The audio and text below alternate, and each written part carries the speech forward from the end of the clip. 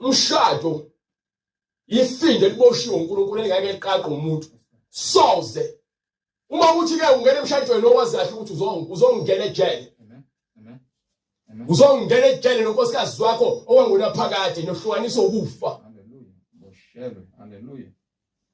So akukho kuzilandulela ukuthi hayi wangiphingela ngamthola nenye indoda kwakumele uhlale na ungaganeli.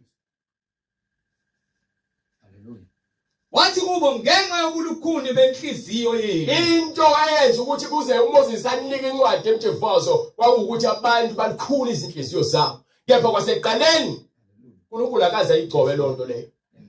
Kepha kusukela kwasekuqaleni kwakungenjalo. Kusukela eqaleni kwakungenjalo.